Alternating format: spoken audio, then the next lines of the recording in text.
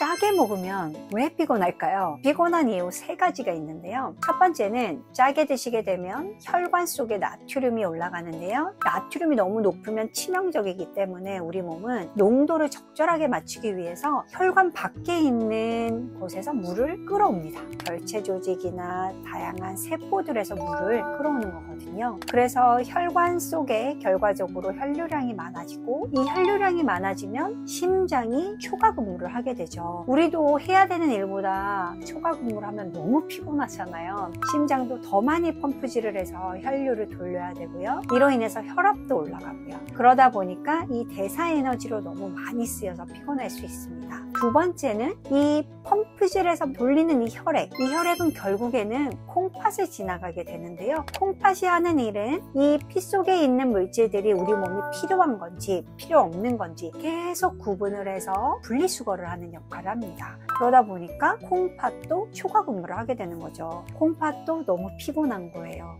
그래서 우리 몸은 피곤하다고 느낄 수 있습니다.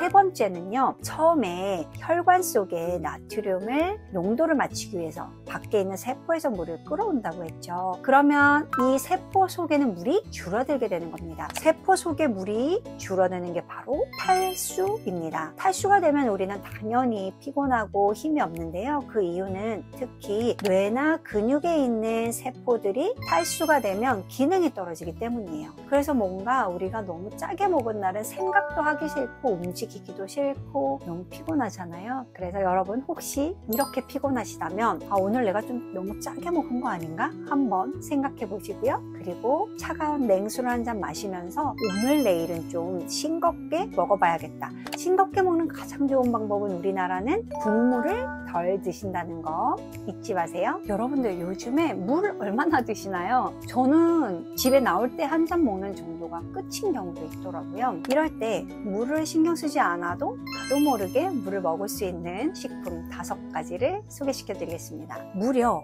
95%가 물로 채워진 식품이 2가지 있어요. 하나는 오이고요. 다른 하나는 샐러리입니다. 오이는 정말 등산 갈 때 빠질 수 없는 식품이죠. 너무 맛있는데요. 이걸 물에 띄워서 드셔보세요. 정말 맛있습니다. 정말 청량감이 있습니다. 활용해 보시면 좋을 것 같고요. 이 95%가 물인 오이 자체를 드시면 당연히 수분 섭취가 충분히 되겠죠. 더군다나 필수 비타민과 미네랄도 같이 들어있으니까 일석이조고요. 두 번째 소개시켜드린 샐러리는 95%가 물인데요. 땅콩 버터나 아몬드 버터에 찍어서 드셔보세요. 예전에 한번 제가 사과를 아몬드 버터에 찍어서 먹는 거 소개시켜 드린 적이 있는데 샐러리도 정말 맛있습니다. 샐러리 맛을 좀 싫어하시는 분들 계시는데요. 이 맛에 들들여주면 꽤 중독성이 있습니다. 세 번째는 92%가 물인 바로 수박입니다. 수박은 물론 비타민C가 많아서 피부 미용에도 좋지만 우리나라 수박은 좀 너무 달죠. 그래서 당분이 많아서 당뇨 있는 분들이 조금 조심하셔야 되지만 수박 자체는 물이 충분히 있으니까 수박이 나오는 철에는 매일 수박을 1~2조각씩 드시는 거 너무 좋습니다. 너무 많이 드시지 말고요. 그리고 네 번째는 당뇨 환자에도 좋은 수분이 많은 과일이 있어요. 바로 딸기입니다. 딸기에도요 거의 90%가 물입니다. 그리고 식이섬유도 풍부하게 있을 뿐만 아니라 비타민과 미네랄도 같이 들어있죠. 그래서 이 베리류는 비교적 딱딱한 과일이고 당뇨 환자한테 권고되는 과일인데 수분까지 많다는 사실 기억하시면 좋겠고요. 마지막으로 5번째는 이런 채소나 과일이 아닙니다. 그런데 88%가 물인 식품이 있어요. 바로 요거트입니다. 요거트, 특히 이제 플레인 요거트를 말하는 겁니다. 플레인 요거트에는 더군다나 다른 앞에 말한 비타민, 미네랄 들어있는 채소 과일과 다르게 아미노산, 단백질이 들어있고 또 프리바이오틱스까지 들어있죠. 물을 드시면서 내가 물을 잘 먹고 있나? 물에 대해 알려진 몇 가지 잘못된 상식이 있습니다. 그래서 3가지 이야기를 해볼게요. 첫 번째는 물은 매일 8잔을 마셔야 한다.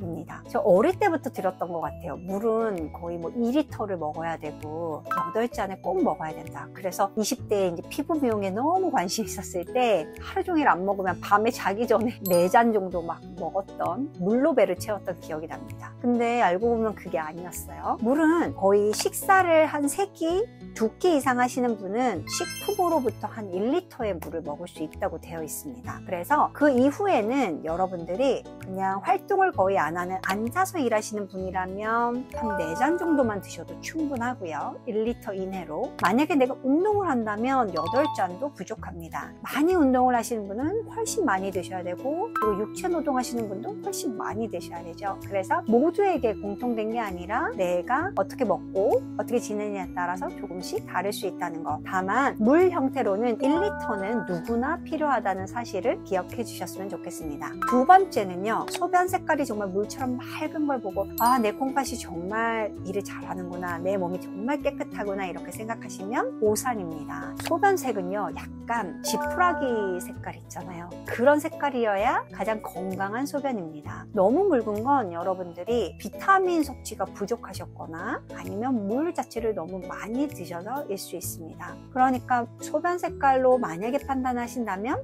약간 지푸라기 색깔이라고 기억하시면 되고요. 또 반대로 또 너무 진한 건 당연히 물 섭취가 부족하다는 거. 그래서 물을 한 잔 정도 마셔야 된다 기억하시고요.